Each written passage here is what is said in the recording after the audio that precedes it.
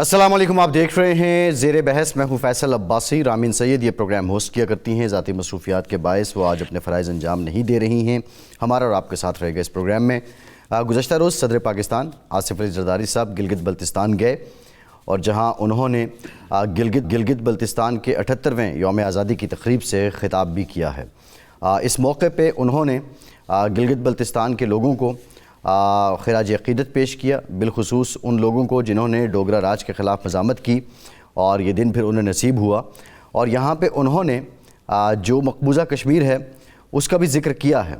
اور اس موقع پہ صدر مملکت آصف زرداری نے اس خواہش کا اظہار کیا ہے کہ جس طرح گلگت بلتستان کے لوگ پاکستانی پرچم تلے رہ رہے ہیں، زندگی گزار رہے ہیں، اسی طرح آصف علی زرداری نے یہ کہا ہے کہ مقبوضہ کشمیر کے لوگوں کی جو آزادی ہے اور بالخصوص اقوام متحدہ کی قراردادوں کے مطابق جو ان کا دیرینہ مطالبہ ہے اس کے تسلیم ہونے تک ہم ان کے ساتھ کھڑے ہیں اور کھڑے رہیں گے. اور صدر مملکت نے یہ بھی کہا کہ ان کی یہ خواہش ہے کہ جو پاکستانی پرچم ہے اس کے تلے کشمیری بھی جو زندگی ہے اس کو بسر کریں. بنیادی نقطہ یہ ہے کہ 28 اکتوبر کو بھی جو 78 برس مکمل ہوئے بھارت کے غاصبانہ قبضے کے کشمیر پر، اس دن یوم سیاہ منایا گیا. اور اس روز پوری دنیا میں جو کشمیری ہیں وہ یوم سیاہ مناتے ہیں. پاکستان کی طرف سے 5 فروری کا دن بھی مختص ہے، یوم یکجہتی کشمیر اس دن منایا جاتا ہے. پاکستان اور پاکستان سے باہر دنیا بھر میں پاکستانی اس دن اظہار یکجہتی کرتے ہیں اور جو کشمیری قوم ہے اس کی قربانیوں کو جو ہے وہ خراج عقیدت پیش کیا جاتا ہے. ایسے موقع پہ جب ہم یہ دیکھ رہے ہیں کہ مارکہ حق کے بعد جو کشمیر کا معاملہ ہے وہ انٹرنیشنلائز ہو چکا ہے اور صدر مملکت یہ اسٹیٹمنٹ دے رہے ہیں، ساتھ ہی ساتھ یہ بھی ایک حقیقت ہے کہ پاکستان کی عسکری اور سفارتی کامیابی ہونے کے باوجود بھارت اپنی روایتی ہردرمی پہ قائم ہے کہ دو طرفہ مذاکرات ہوں یا کسی سازش کے تحت مذاکرات ہوں کشمیر کے معاملے پہ یا باہمی جو تنازعات ہیں ان پر ابھی تک بھارت کی سرکار ٹیبل پہ نہیں آئی ہے. صدر مملکت کا جو بیان ہے اس کی سگنیفیکنس کیا ہے ان حالات میں، اس پر ہم مفصل گفتگو کریں گے. ہمیں نجم الثاقب صاحب جوائن کر رہے ہیں، مائناز سفارتکار ہیں، تجزیہ کار ہیں. بہت شکریہ نجم الثاقب صاحب آپ کا. پی جے میر صاحب ہمیں جوائن کر رہے ہیں، سینئر انالسٹ ہیں. بہت شکریہ میر صاحب آپ کا. ظفر ہلالی صاحب ڈپلومیٹ ہیں، انالسٹ ہیں. ہلالی صاحب بہت شکریہ آپ کا، آپ سے بھی گفتگو کریں گے. نجم الثاقب صاحب، کیونکہ گلگت بلتستان کا یوم آزادی پریزیڈنٹ آف پاکستان وہاں گئے، سب نے دیکھا، ان کی سپیچ بھی دیکھی سنی. کشمیر کا جو ذکر ہے ان حالات میں اس کی سگنیفیکنس کیا ہے؟ کشمیر کا جہاں تک تعلق ہے، پہلے تو ایک بات جو ہے وہ ذرا آپ کا یہ ٹکر جو چل رہا ہے نا اس کے بارے میں بات کرتے ہیں کہ کیا پاکستان کا اصولی موقف جو ہے وہ کشمیر کی آزادی ہے؟ کیونکہ جو ابھی تک رہا ہمارا اصولی موقف وہ یہ ہے کہ یونائٹڈ نیشن سیکیورٹی کونسل اور UNCIP کے جو ریلیونٹ ریزولوشنز ہیں ان پہ ہم نے اپنا اصولی موقف بنایا ہوا ہے اور یہ کہا ہوا ہے کہ اس کے مطابق، ان ریزولوشنز کے مطابق ایک پلیبسٹ ہونا ہے، ایک ریفرینڈم ہونا ہے تاکہ کشمیری جو ہیں وہ اس طرف کے اور اس طرف کے وہ استصواب رائے ہو اور وہ بتائیں کہ انہوں نے پاکستان کے ساتھ رہنا ہے کہ انہوں نے انڈیا کے ساتھ جانا ہے. اس میں جو آزادی والا ایلیمنٹ ہے نا وہ اس طرح سے انڈائریکٹلی آتا ہے. ہمارا یہ خیال ہے کہ اگر یہ پلیبسٹ ہوتا ہے تو ان کو آزادی ملے گی انڈیا کے چنگل سے، لیکن یہ جو انڈیپینڈنٹ یعنی کشمیر کا تصور ہے اس میں تھوڑا سا پیچھے پروپیگنڈا ہے. ریاست کی پالیسی ہے، یہ جو ہمارا کشمیر کا ہے نا ہمارا موقف، یہ ریاست کی پالیسی ہے کہ جب تک نہیں ہوتا یونائٹڈ نیشن سیکیورٹی کونسل کے ریلیونٹ ریزولوشنز کے مطابق وہ ریفرینڈم یا وہ پلیبسٹ، اس وقت تک ہماری سفارتی، سیاسی اور اخلاقی، سیاسی، سفارتی اور اخلاقی جو ہے وہ حمایت جاری رہے گی. یہ میں نے آپ کو ٹوٹل بتا دیا ہے ریاست پاکستان کا اصولی موقف مقبوضہ کشمیر یا مسئلہ کشمیر کے اوپر.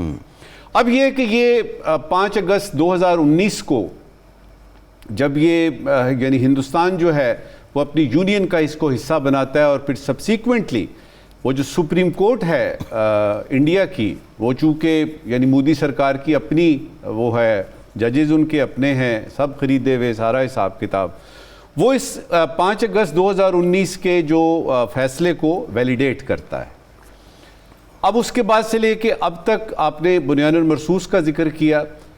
آپ 1947 سے شروع ہو جائیں, 1965 کی 48 کی جنگ, 65 کی جنگ, 71 میں پاکستان دو لخت ہوتا ہے بیچ میں, اس کے باوجود بھی یعنی کشمیر کا مسئلہ جو ہے وہ ہمارا سر فہرست صف اول پہ ہے. اس کے بعد آپ 2002 کا سٹینڈ آف لے لیجئے, اس کے بعد کوئی چیز لے لیجئے, کشمیر آپ کو نظر آئے گا کہ مسئلہ کشمیر پہ ایک فرق پڑا جب ہمارے ہاں وزیر اعظم بدلتے ہیں. تو ایک وزیر اعظم جب یونائٹڈ نیشنز کی جنرل اسمبلی میں گیا تو اس نے صرف 4 لائنیں کشمیر کے بارے میں بات کی, لیکن بات کی. ایک وزیر اعظم جاتے ہیں وہ تقریر ہی ساری کی ساری کشمیر کے بارے میں کرتے ہیں اور وہ ایکسٹمپور کرتے ہیں اور وہ کاغذ آگے سامنے نہیں رکھتے.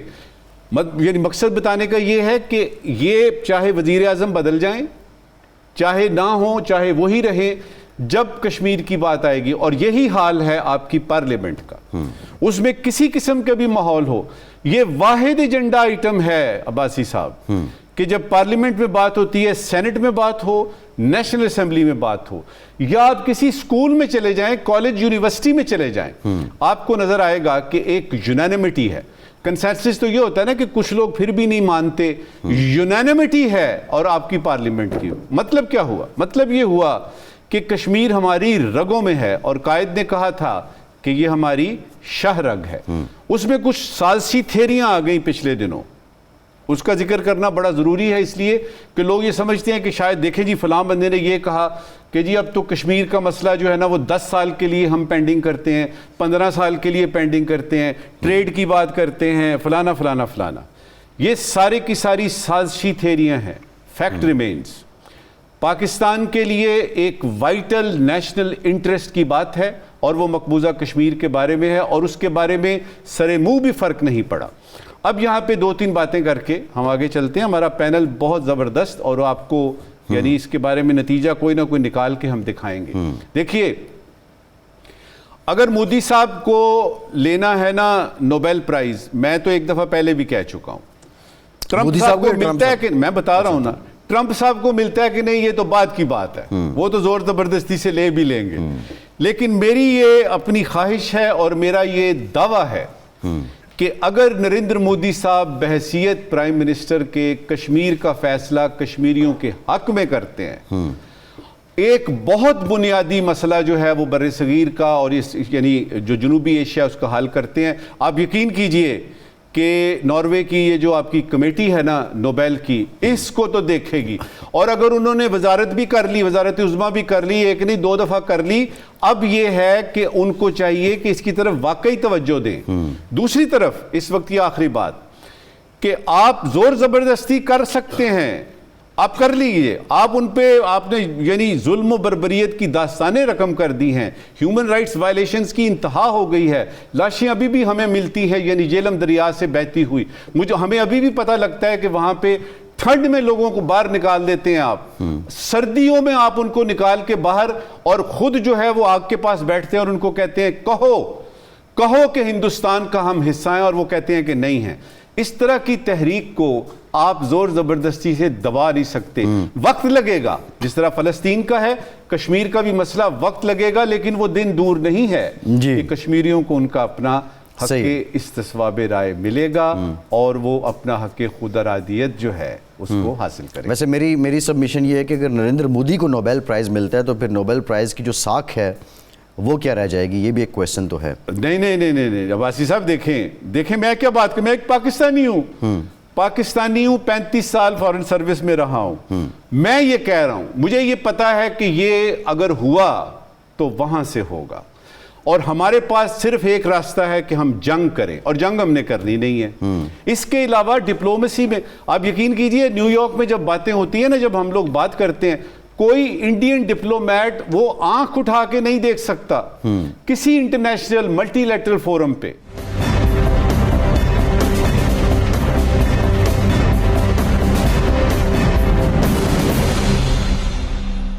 ایسے ہی بات ہوتی ہے, کچھ پاکستانی ہندوستانی بیٹھے ہوئے تھے یعنی اوریجن کے لوگ, انہوں نے کہا جی کہ ہم ایک ٹی وی پہ مقابلہ کرانا چاہتے ہیں, آپ آ کے ٹی وی پہ بات کریں, آپ بھی آئیں. تو میں نے کہا جی بسم اللہ کریں. تو میں نے کہا ایک دھیان رکھنا, لائیو کرنا, ریکارڈنگ نہیں کرنی, لائیو کرنا. اچھا اس دن جس دن یہ لائیو پروگرام ہونا تھا اس دن پتہ لگا جی کہ ان کے یعنی انڈین ہائی کمشنر کا ایکسیڈنٹ ہو گیا اور وہ کسی وجہ سے وہ نہیں آ سک رہے. جی میں آپ کو یقین دلاتا ہوں کہ آپ کے ڈپلومیٹس کیا, آپ کے سڑک پہ بیٹھے والا, کھوکھے پہ بیٹھے والا آدمی, اس کو پتہ ہے کشمیر کا مسئلہ کیا ہے اور اس کا حل جو ہے انشاءاللہ ایک دن جی ہونا. درست. میر صاحب کویسچن از دیٹ جو نجم الثاقب صاحب نے بات کی وہ بات درست ہے, لیکن ابھی مارکہ حق کے بعد ہمارے یہاں یہ بات بھی رہی کہ کشمیر کا مسئلہ انٹرنیشنلائز ہو چکا ہے, اور بالخصوص ڈونلڈ ٹرمپ کے ادراک کے بعد انہوں نے تو خیر صدیوں پرانا اس کو کہہ دیا, بلکہ ہزاروں سال پرانا کہہ دیا, لیکن بات یہ ہے کہ زبان پہ بات تو آئی. اب یہ جو 5-7 ماہ گزر چکے ہیں اس میں بھارت ٹیبل پہ کیوں نہیں آیا؟ ایک تو پہلے میں زرداری صاحب کی بات کروں, بالکل صحیح کہہ رہے ہیں کہ کچھ چیزیں رہ گئی ہیں ادھر آکیپائڈ کشمیر میں جو کہ ان اٹینڈڈ ہیں. I'm sure he wants to look into it. لیکن جو دوسری بات یہ ہے کہ میرے جو دادا تھے وہ پہلے سیکریٹری جنرل تھے JKLF کے, جس میں جنرل اکبر اور بیرسٹر جاوید اقبال بعد میں جو جج بھی بن کے علامہ اقبال کے بیٹے اور کئی اور تھے. میں سنتا آیا ہوں, سردار ابراہیم تھے پہلے پریزیڈنٹ, میں سنتا آیا ہوں اور اس کے بعد اگر آپ کتاب پڑھیں گے جو ہمارے ناظرین سن رہے ہیں, ایک کتاب ہے ایلسٹر لیمب کی انکمپلیٹ پارٹیشن, یہ پڑھیں گے آپ کو کشمیر کے مسئلے کا ایک اندر سے ایک آپ کو ایک ڈیپتھ میں ایک چیز نکلے گی. ایک دوسری چیز یہ ہے, ہمارے ایک حیات ہوتے تھے کرنل ضیاء الدین, اسلام آباد میں رہتے تھے, ان کی وائف کی ابھی میرے خیال کو چند مہینے ڈیتھ ہوئی ہے, مسز ضیاء الدین کی. یہ وہ آفیسر تھے جو کہ ADC تھے جنرل کلاؤڈ اوکنلک کے, اور یہ پاکستان آرمی 4 میل رہ گئی تھی سری نگر سے. کتنے میل؟ 4 میل. اور جب کہ ان کو آرڈرز ہوئے کہ آپ ریٹریٹ کر جائیں, وہاں ہمارے یہ فائٹرز بھی گئے ہوئے تھے, سارے گئے تھے, 4 میل ہم رہ گئے تھے. اور کیونکہ وہاں بھی آپ کا ایک برطانیہ کے جنرل تھے, یہاں بھی جنرل تھے, اور انہوں نے کہا کہ آپس میں لڑائی نہ ہو, تو یہ واپس آ گئے. اب بات آتی ہے اس کے بعد کیا ہوتا ہے. اس کے بعد آپ ریزولوشنز لے کے آتے ہیں 47, 48 and all that. اب مجھے بتاؤ ہندوستان نے کسی چیز کی رسپیکٹ کی ہے؟ کوئی رسپیکٹ نہیں کی. کیوں نہیں رسپیکٹ کی؟ Because they don't. انہوں نے اسی وقت ہی ہری سنگھ کو جو آپ نے لے لیا فولڈ کے اندر, اور ایکسیشن پیپرز جو کہ ہم ڈسپیوٹ کرتے ہیں سائن ہو گئے, وہ مسئلہ آج تک چل رہا ہے. یہ 57 تک مسئلہ چلا ہے جب جواہر لال نہرو تھے, اور انہوں نے کہا کہ پلیبسائٹ ہو جائے گی and that will be the end of it, لیکن نہیں ہوئی. شاستری صاحب آئے, وہ چلے گئے, اور اس کے بعد آپ کے پاس یہ بینڈ آف یہ جو بینڈٹس ہیں, بینڈیٹرو, یہ آ گئے. اور پرٹیکولرلی آج جو ہے یہ نریندر مودی, دس illiterate man does not care about the people of Kashmir or few other جو ان کی انڈیجنس موومنٹس ہیں. He's a butcher. اس کو تو نام بھی اس کا 2006 کے اندر بچر آف گجرات رکھا ہوا تھا. اور یہ جو آدمی ہے یہ کبھی بھی ہمارے ساتھ ٹیبل پہ بیٹھ کے بات نہیں کرے گا. اس کے آپ اس کی طرف سے بھی دلائل لے لیں, وہ اس کے ہاتھ بندھے ہوئے لوک سبھا راجیہ سبھا کے اندر انہوں نے اس کو اٹو ٹنگ حصہ بنا دیا ہے کشمیر کو. 340 آپ 370 آپ نے دیکھ لیا کیا ہو گیا. ہم کیا کر رہے ہیں؟ ہم سوئے ہوئے ہیں. ہم نعرے تو بڑے لگاتے ہیں لیکن ہم سوئے ہوئے ہیں. ہم میاں مٹھو فیصل یہاں پروگرام کریں گے, میں فیصل کو جواب دوں گا, یا نجم ثاقب صاحب دیں گے, یا ہلالی صاحب دیں گے, وہ پاکستان کے اندر رہے گا. ہم نے جانا ہے باہر بھائی, انٹرنیشنلی جانا ہے تاکہ لوگوں کو بتائیں, اپرائز کریں کہ واٹ ایکچولی از ہیپننگ. آج ساری دنیا اس کی غازہ کی جینوسائڈ کی بات کرتا ہے. What about the genocide in Kashmir? What about the unmarked graves, mass graves discover ہوئی ہوئی ہیں. ہم نے یہ سارے ڈسکورسز EU میں کیے ہوئے ہیں, ان کو بتایا ہے. 42 members of the European union نے ہماری ڈسکورسز یہ کرتے تھے. آپ کے لیڈرز بھی آتے تھے, ranging from all political parties. ہم بات کرتے تھے, ان کے بھی آتے تھے ٹریک 2 کے, لیکن وہ ختم ہو گیا. کیوں؟ ہم ہیں پینی وائز اینڈ پاؤنڈ فولش, کہ جی پیسہ لگ رہا ہے تو کشمیر سینٹرز کے اوپر وہ بند کر دو تو پاکستان میں بات ہوگا. What did you achieve out of it? In fact میری نظر کے اندر you went back on the مسئلہ of Kashmir. You got to go on the front foot. You got to be proactive, not reactive. آپ ریئیکٹو ہو گئے आपने जो अनऑफिशियल एम्बेसी से यहाँ हैं और आप और मैं हम यहाँ बात कर रहे हैं जी मोदी ये करेगा वो ये करेगा कश्मीर में ये होगा, वो भाई हम आपस में नहीं, जब तक हम थर्ड पार्टी मीडिएटर्स, मेरे सेनेटर्स के साथ मीटिंग्स हुई हैं, मेरी मेंबर्स ऑफ ब्रिटिश पार्लियामेंट, ये सब बातें करते हैं, उन्होंने साफ साफ कहा है कि ये आपका मसला है, आप इसको रिजॉल्व करें। अब हम कैसे करेंगे ये टेबल पे आते नहीं है, हमें इंटरनेशनल पोडियम पे जाना पड़ेगा और जाके हम अपना केस करेंगे। आज भी अब जिनेवा चले जाए, वो टूटी हुई कुर्सी जो है उसके नीचे हिंदुस्तानी बैठे हुए हैं और प्रोपेगेंडा कर रहे हैं। व्हाइट हाउस के बाहर आप जाके देख लो, वो भी यही कर रहे हैं, बल्कि वहां उन्होंने बलोचों को भी बिठाया हुआ है। अब द क्वेश्चन इज कि हम कैसे इसको काउंटर करें। काउंटर फैसल एक ही तरीके से होगा, इंटरनेशनल एक्सपोजर और पावरफुल लाइन नहीं करेंगे आप आगे ये कश्मीर का मसला रिजॉल्व नहीं होगा। एंड ऑल्सो मैं हमेशा I am of the opinion कि जब भी कोई पाकिस्तान बात करे या इंडिया भी बात करे, Kashmiri leadership must be present in that meetings. जी बिल्कुल इस बात जरूरी है, बहुत जरूरी, नहीं करेंगे तो फिर ये बातें चलती रहेंगी। जी दुरुस्त बात। हिलाली साहब, अभी मीर साहब ने जिक्र किया कि हमें रिएक्टिव की जगह प्रोएक्टिव होना पड़ेगा। एक तो ये आप अपनी सबमिशन ज़रा दीजिए कि करना क्या है, मज़ीद क्या करना है। एक सजेशन जो है वो मीर साहब की तरफ से आई है, और दूसरा क्या आप नहीं समझते कि बड़ी चालाकी के साथ पिछले 70-78 बरसों में इंडिया कश्मीर पॉलिसी को ट्विस्ट करता रहा है। जब हम रिएक्टिव हुए तो वो कोई नई पॉलिसी ले आया और प्रोएक्टिव अप्रोच का कहीं लैक रहा हमारी तरफ से। देखिए, मेरे दोनों कॉलीग्स ने इस पैनल पे जो हैं वो ख़ुद हैं कश्मीरी, तो उन्होंने जो बात की है बड़े जज्बे से बात की है, from the depths of their heart, इनकी अपनी फीलिंग्स हैं ये, और मेरे अपने ख्याल में ये सही कह रहे हैं। और मैं सिर्फ आपको एक चीज़ बता दूं कि जब मैं पोस्ट हुआ था इटली को, तो मुझे उधर का सदर मिला, उस वक्त उनका नाम था पाउली। तो वो एक रिवायती काम होता है कि हम जाके क्रेडेंशियल्स पेश करते हैं इन सदरों को। तो मैंने क्रेडेंशियल्स के बाद 10 मिनट वो रहता है, वो हम लोग दोनों बात करते हैं और उसके बाद आप चले जाते हैं।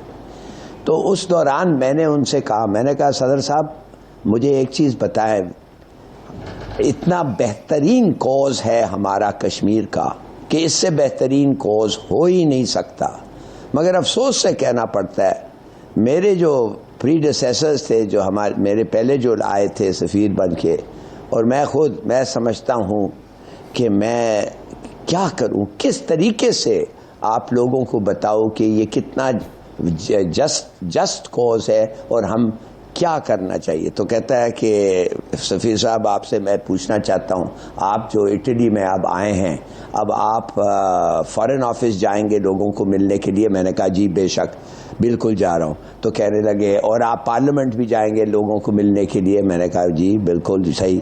और आप और भी इंटेलेक्चुअल्स को मिलेंगे और ये वो, और सेनेट में भी जाएंगे? मैं कह रहा हूँ बिल्कुल जाऊँगा जी।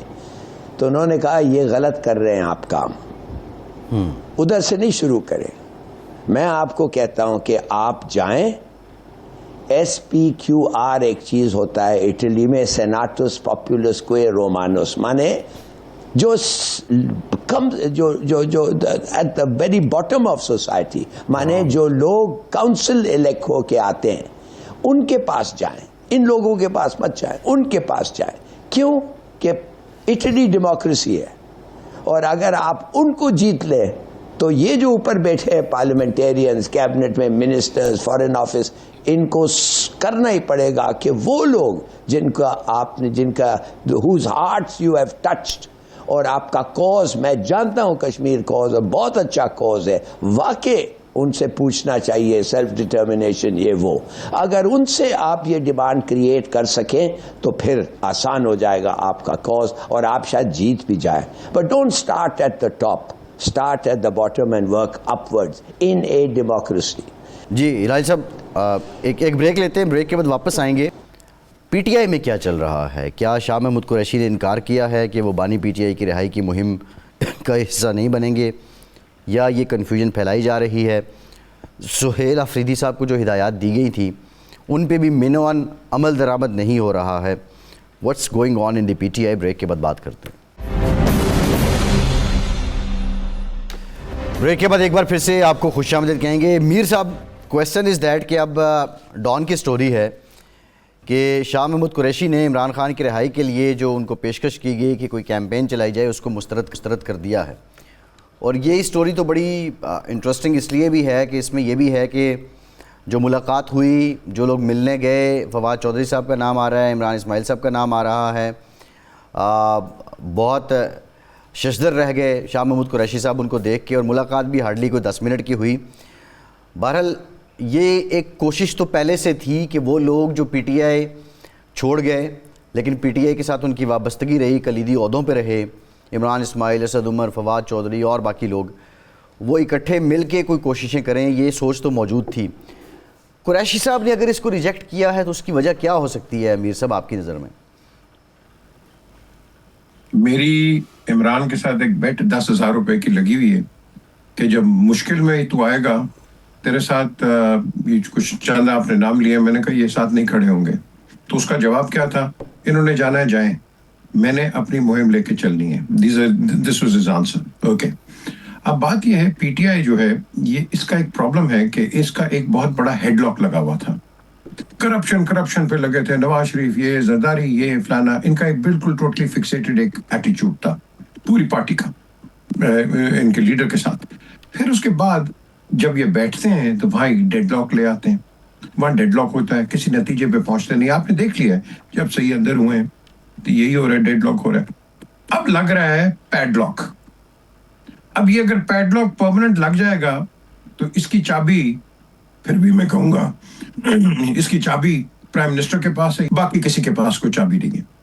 بات آتی ہے شاہ محمود قریشی کی, ان پہ الزامات لگے کہ شاید یہ بک گئے ہیں, ان کے بیٹے کو اریسٹ نہیں کیا گیا, زین کو, اب اس کو بھی اریسٹ کر لیا کہ جی ہاں جی کو ڈیل ہو گیا, یہ ہو گیا. کنسپریسی تھیریز بڑی چلتی رہتی ہیں, ہر ایک کے متعلق یہ باتیں نکلتی ہیں. لیکن یہاں ایسے موقع کے اوپر ہم نے سوائے پیپلز پارٹی کے نون میں بھی دیکھا ہے اور آج پی ٹی آئی میں بھی دیکھ رہا ہوں کہ ان میں ڈسینشن ایک شروع ہو جاتی ہے, گروپس بن جاتے ہیں اور یہ مختلف طریقے سے چلتے ہیں اور لیڈرشپ کو بھول جاتے ہیں. ایگزائل کے اندر نواز شریف ہم کٹھے ہوتے تھے, وہاں بے نظیر بھی وہاں کٹھی ہوتی تھی. تو میں نے ان کو وہاں بھی اینالائز کیا کہ ان کے پاس جو لوگ آتے تھے وہ مفاد پرست تھے, وہ پاکستان پرست نہیں تھے یا پارٹی پرست نہیں تھے. تو آج جو آپ یہ جو چیزیں دیکھ رہے ہیں پاکستان کے اندر, یہ وہی چیزیں ہیں ان اے ڈفرنٹ فارم. اب ان کو یونیفائی کون کرے گا؟ تو یہ بیسک کوشچن, یونیفارم کون کرے گا؟ ان کو یہ یونیفارم میں آئیں گے نہیں. یہ پوری کوشش کریں گے جو کہ پہلے نواز شریف جب ایگزائل میں تھے کہ پرانے لوگ نہ آئے, یہ چودھری صدر پاور میں نہ آئے, کیونکہ یہ پاور میں آ گئے تو ہم باہر چلے گئے. یہ ہوا ہے, میں پریوی ٹو دس, یہ ہوا ہے. اور آج بھی وہی ہوگا کہ یہ پوری کوشش کریں گے کہ عمران خان جیل میں اندر رہے اور ہم یہاں چودھری بن جائیں. یہ ایک موڈس اوپرینڈائی ہے. شاہ محمود قریشی کو تو چاہیے رائٹ ناؤ کہ he should stand by the party and you know اس پارٹی کو جس نے اس کو بنایا ہے, ریفیوج دی ہے from Muslim League into People's Party into this party. I mean he should be standing right next to his leader. آپ پہلے بھی کھڑے ہوئے ہیں تو اب آپ کو کیا مصیبت ہے؟ آپ تو ابھی چلے ہسپتال میں پی کے ایل آئی میں بیٹھے ہوئے ہیں, لیکن the question is یہ جو عام آپ کا آدمی جو ہے جو ڈنڈے بھی کھا رہا ہے, اریسٹ بھی ہو رہا ہے, پروپیگنڈا بھی آپ لوگ کر رہے ہیں, سوشل میڈیا پہ آپ نے بڑا غرق کر دیا ہوا ہے, تو کچھ تو کو پازیٹیو چیز دکھاؤ نا بھائی. تو آپ کیوں نہیں دکھا رہے یہ چیزیں؟ تو یہ جو آپ بار بار آپ بھی سوال کریں گے, باقی بھی سوال کریں گے, یہ ہو کیا رہا ہے؟ ہو یہی رہا ہے کہ ان کے اندر یونٹی نہیں ہے. سلمان ایک بات کریں گے, علیمہ ایک بات کریں گی, ادھر سے وہ علی زیدی کچھ اور کریں گے, اسماعیل عمران کچھ اور کرے گا. تو یہ جو چیزیں ہیں آپ نے دیکھ لیا, وہ جو مروت صاحب ان کے بیانات بھی آپ نے دیکھ لیے, گنڈا پور کے بھی بیانات دیکھ لیے, اب سہیل افریدی صاحب ایک نئے پلیئر آئے, ان کا بھی آپ نے ایٹیچیوڈ دیکھ لیا. تو یہ بیسکلی ان کے پاس جو گورنمنٹ ہے یا ان کے جو لوگ ہیں, ان کو چاہیے rather than being confrontationist to the federal government, میں اتفاق کروں گا بالکل آپ کے زبردست قسم کے اختلافات ہیں, رکھیں, نو پرابلم, بٹ آپ آ کے خدا کے لیے لوگوں کے کام تو کرو نا بھائی, جس کے لیے یہ بنیادی مسئلہ ہے. یہ بالکل ٹھیک ہے, بالکل یہ بنیادی مسئلہ ہے. جی بالکل درست بات ہے. میں نے فیصل پہلے بھی آپ کو کہا میں پشاور گیا ہوں, مجھے شرم آئی ہے پشاور جاتے ہوئے, مجھے شرم آئی ہے.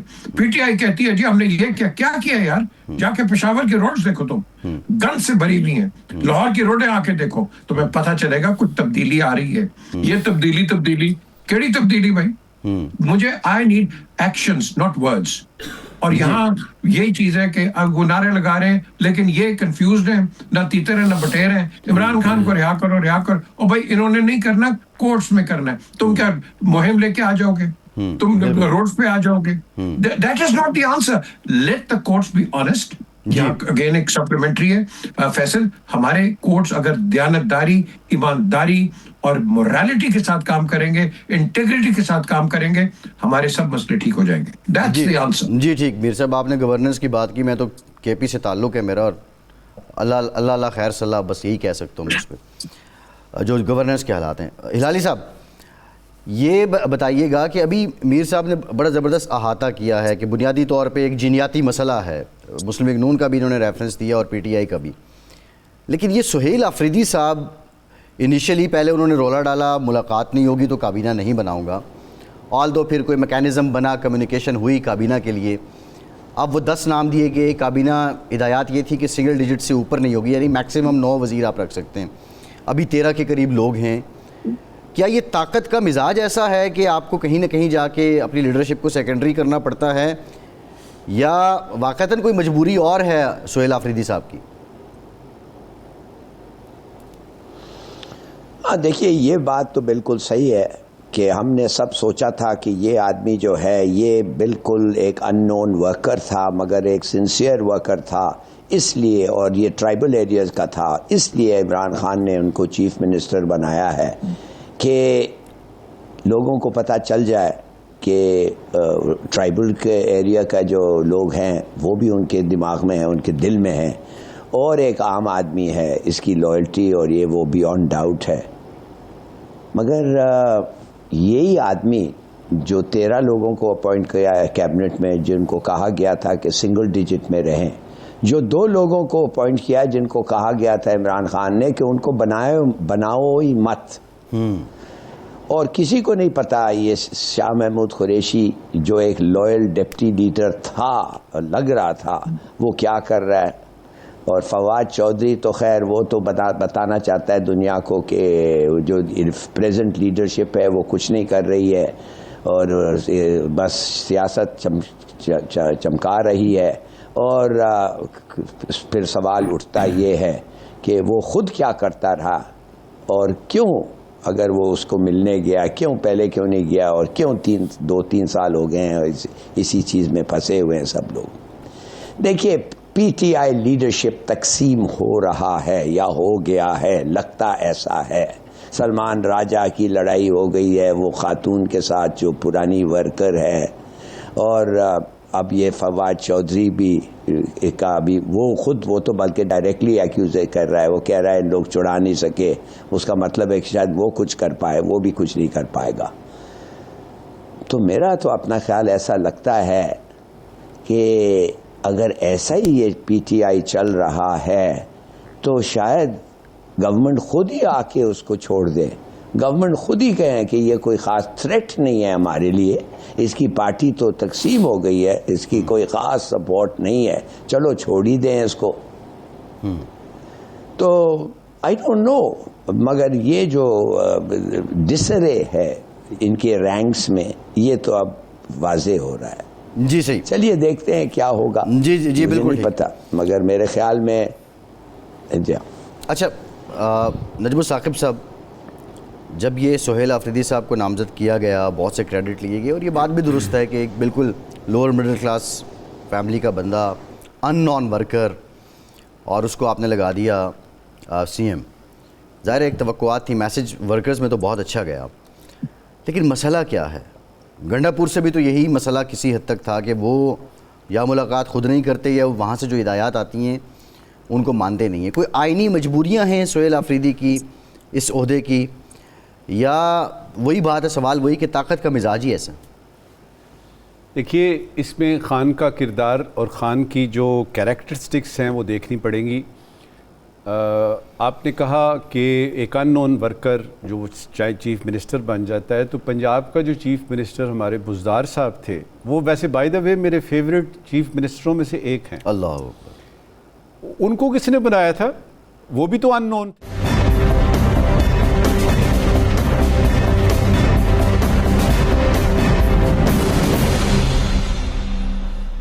بریک کے بعد ایک بار پھر سے آپ کو ویلکم کریں گے. آج پرائم منسٹر آف پاکستان نے یہ کہا ہے کہ صحافیوں کے خلاف جرائم کے خاتمے کے عالمی دن کے موقع پر میں اس بات کا قائل ہوں کہ آزاد، باخبر اور ذمہ دار صحافت کسی بھی جمہوری معاشرے کی بنیاد ہے.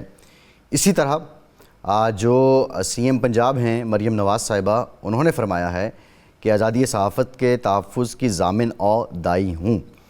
ایک رپورٹ کے مطابق پاکستان میں جو سال رواں ہے، اس میں تقریباً جو صحافیوں کے خلاف کیسز ہیں ان میں 60% اضافہ ہوا ہے.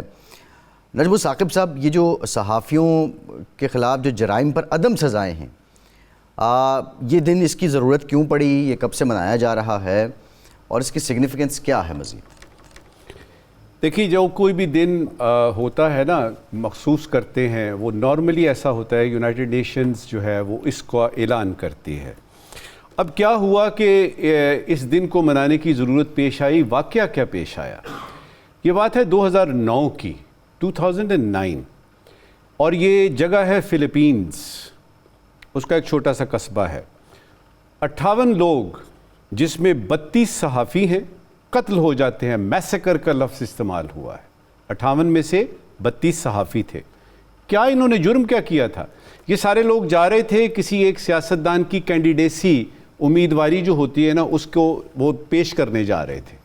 اچھا، باقی ڈیٹیل تو بات کی رہے گی، لیکن یونائٹڈ نیشنز نے اور پوری دنیا نے اس بات کا نوٹس لیا. 2009، 3-4 سال کے بعد 2013 میں یونائٹڈ نیشنز نے ایک ریزولوشن پاس کیا، 68/163، United nation general assembly resolution 68/163. اس کے تحت یہ فیصلہ کیا گیا کہ انٹرنیشنل ڈے، اب میں آپ کو پورا اس کا نومنکلیچر بتا رہا ہوں کہ آج کا دن جو ہے وہ اصل میں صحافت کے لیے نہیں ہے. جس طرح آپ نے کہا نا کہ اس صحافت کے خلاف جو جرائم ہیں اور اس میں جو امپیونٹی ملی ہوئی ہے، لوگوں کو جو ہے وہ کھلا ڈلا ماحول ملا ہوا ہے، اس کے خلاف ہے یہ international day to end impunity for crimes against journalist, IDEI. اچھا، 2014 میں یہ پہلی دفعہ منایا جاتا ہے اور اس وقت سے لے کے اب تک یہ منایا جا رہا ہے. کچھ اس لیے بھی ہے کہ جو سپیس ہوتی ہے نا آپ کی، وہ جو یعنی صحافیوں کو ملتی ہے، جرنلزم کو ہوتی ہے، وہ شرنک ہوتی جا رہی ہے. وہ شرنک ہوتی جا رہی ہے. اور میں اس وقت پاکستان کی بات نہیں کر رہا، میں دنیا بھر کی بات کر رہا ہوں. اور وہ لوگ جو یہ کہتے ہیں نا جی پاکستان میں یہ اور پاکستان میں وہ ذرا سامنے آ کے بات کریں نا. ہم فیکٹس اینڈ فگر سے بات کریں گے اور بتائیں گے کہ یہ ایک عالمی قسم کی وبا ہے. اب یہ جو دن ہے، یہ کوئی پاکستان میں تو ایسا واقعہ پیش نہیں آیا تھا. فلپینز میں آتا ہے، یونائٹڈ نیشن وہ جو آپ کی جنرل اسمبلی ہے وہ اس پہ نوٹس لیتی ہے، کاگنیزنس لیتی ہے، اور اس کے بعد یہ ہوتا ہے. ہمارے ہاں مسئلہ یہ ہے کہ کچھ صحافیوں کو تو بغیر اس کے یعنی کوئی دلیل کے صرف اس نے بات کی اور پکڑ لیا. لیکن اس میں کچھ صحافی بھی ہمارے ایسے ہیں نا، آپ جیسے ارشاد عارف صاحب جیسے جو لوگ ہیں جو کہ خط پڑھتے ہیں، خط لکھتے ہیں. ہمارے ہاں بہت سارے ایسے ہیں، میر صاحب آپ کو ان کے نام بھی بتائیں گے، جو خط نہ لکھتے ہیں نہ پڑھتے ہیں، وہ صرف لفافہ دیکھتے ہیں کہ لفافے پہ لکھا ہوا کیا ہے، کتنا لکھا ہوا ہے. اب اس کا یہ مطلب نہیں ہے کہ یہ جو لفافہ بردار یا لفافے کے پیچھے بھاگتی ہوئی تتلیاں ہیں جرنلزم کی، یہ زیادہ تعداد میں نہیں ہیں. لیکن ان کی وجہ سے جو امپریشن ملتا ہے وہ یہ ملتا ہے کہ شاید سارے کے سارے جرنلسٹ بکے ہوئے ہیں. ایسا ہرگز نہیں ہے. میجورٹی میں ابھی بھی وہ لوگ ہیں جو اپنے اس جو ان کا یہ شعبہ ہے اس سے کمیٹڈ ہیں، اور وہ جگہ چھوڑ دیتے ہیں. وہ چھوڑ دیتے ہیں بجائے اس کے کہ ان کو وہ لکھنا پڑے یا وہ بات کرنی پڑے جو کہ ان کا من صحیح ہے. میں ذرا ہلالی صاحب کی طرف بھی جاؤں گا. ہلالی صاحب، یہ اس دن کا جو پس منظر ہے وہ بڑا خوبصورتی سے بیان کیا نجم ثاقب صاحب نے. جرنلزم، ٹیکنالوجی تو بہت بدلی ہے، اخبار سے ٹی وی سے ڈیجیٹل میڈیا، سوشل میڈیا، یہ تو بدلتی رہے گی. لیکن آپ کی نظر میں جو صحافتی اصول ہیں اس میں کتنی تبدیلی آئی ہے، اور صحافیوں پر جو سختیوں میں اضافہ ہے دنیا بھر میں، اس کی بنیادی وجہ کیا ہے؟ یہ جو آخری سوال آپ نے پوچھا ہے، میں پڑھ رہا تھا آج کی تیاری کر رہا تھا آج کے پروگرام کے لیے، تو میں نے پڑھا یہ ہے کہ 930 انسیڈنٹس آف وائلنس جرنلسٹ کے خلاف ہوئے ہیں 2020 میں 930، جس میں local law enforcement agencies like the police local 80% ذمہ وار ان وائلنس کا وہ ہیں. ان ادر ورڈ 930 انسیڈنٹس جو ہوئے ہیں 2020 میں، پولیس لوکل پولیس 80%، اور لوکل لا انفورسمنٹ 80%، 80% جو ان کا جو یہ ہے that has been undertaken by local. تو ان کے جو دشمن ہیں، ان کو جو یہ مارتے ہیں، وہ اپنے ملک کے لوگ ہیں. اب 2024 میں 104 جرنلسٹ مارے گئے ہیں مڈل ایسٹ میں. اور آپ کو ایک اور سٹیسٹک میں دے دوں، recent survey should 37% of journalist all over کہتے ہیں، پول کیا گیا، وہ کہتے ہیں ہمیں خطرہ ہے ہمارے اپنے ملک میں. تو میں اور ایک آخری سٹیٹسٹکس میں آپ کو بتا دوں کہ کون سے ملک ہیں جو سب سے خطرناک ہیں جرنلزم کے لیے، جرنلسٹ کے لیے سب سے خطرناک. ایک ہے میکسیکو اور دوسرا ہے پاکستان. اب آپ سوچ لیں کہ کیوں یہ جو انٹرنیشنل ڈے ہے یہ ہمارے لیے بہت میننگ فل ہے.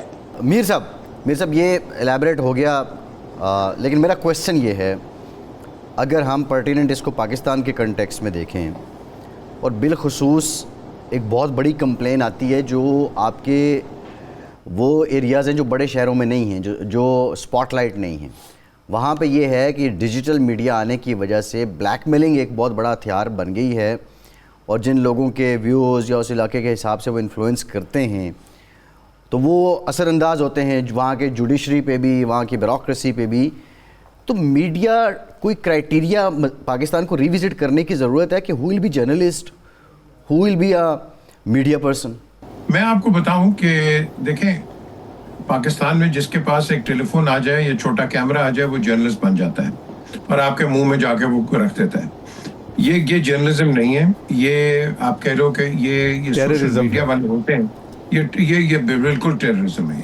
اور اس کے اندر میں آپ کو ایک چیز بتا دیتا ہوں کہ یہ جو ہم نے جو چیز پیدا کی ہے، یہ چیز کیوں پیدا کی ہے ہم نے؟ اس لیے ایک تو غربت ہے، آپ کے پاس کوئی امپلائمنٹ ہے کوئی نہیں، تو یہ آپ نے ایک نیا شوشہ بنا دیا ہے.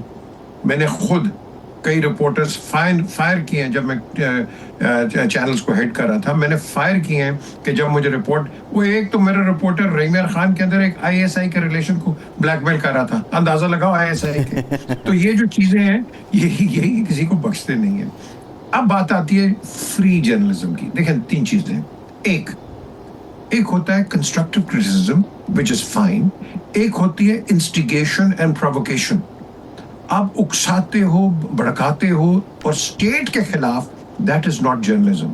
میری نظر کے اندر وہ آپ ایک ایسی چیز کر رہے ہو کہ جو کہ اگینسٹ اسٹیٹ انٹرسٹ ہے.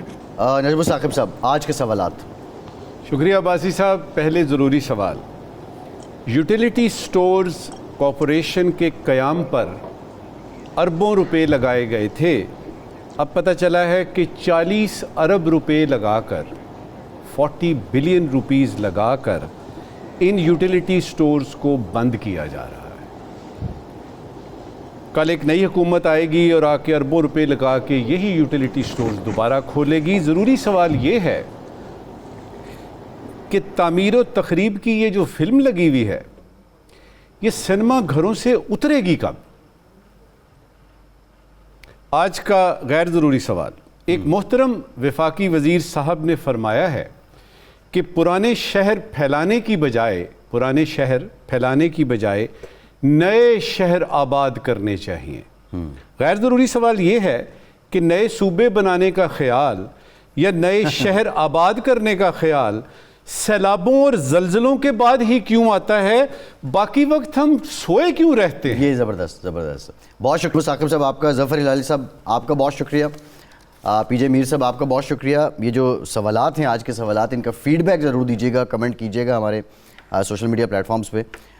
فیصل عباسی کو اجازت دیجیے.